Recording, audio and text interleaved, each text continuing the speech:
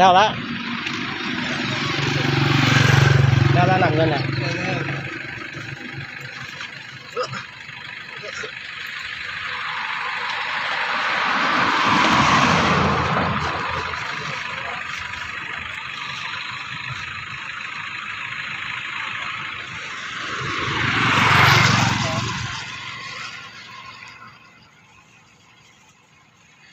มื้อนี้เวียกบ่ได้หลายเลยมื้อนี้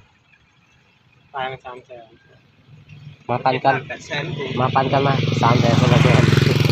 ล้าน8 แสนว้าเงินหลาย2 คนนี่เงินหลายอีหลีโอ้เลี้ยงหยังมื้อแรงนี่อยากกินยังอยากกินเลยลองกินโลดติเจ้าสิเลี้ยงหยังล่ะ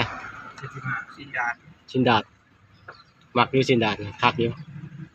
เนาะแต่มีเงินเลยขี่คุยได้มีเงินเลยขี่คุยได้2 คนบ่ธรรมดา7 ล้าน8 แสน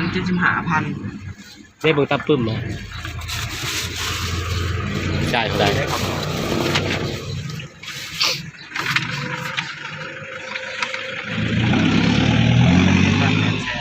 เอาครับรถเดินทางได้ป่ะเนี่ยงามเลยวิวแถวนี้แต่เก่าบริงามบ้านนี้เลยเนาะขายที่หนาเขาแล้วเสือเรือก็มีเรือว่าเรือกันได้เหรออัตู้แม่นี่66,000ไปแล้วให้75แล้วให้75เรือบ่กิซินดาดนะหมดแรงอ่ะขอบคุณมากดีตายเลยทางแล้วเยอะให้กูคนจะว่ายืนถ่ายเลยโอเคผม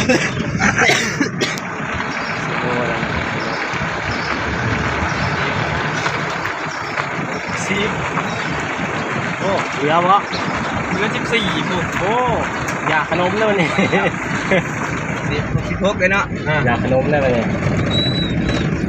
แล้ว9,000คนละ3วันน้าซื้อให้กินแล้วนะเขาบอกเอาที่ไม่เป็น1วันน้าซื้อขนมกินแล้วก็แล้วซื้อเป็นนะก่อนมึงเงินก่อน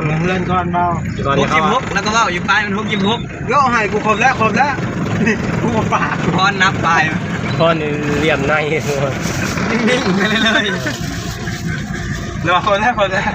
เงินให้อยู่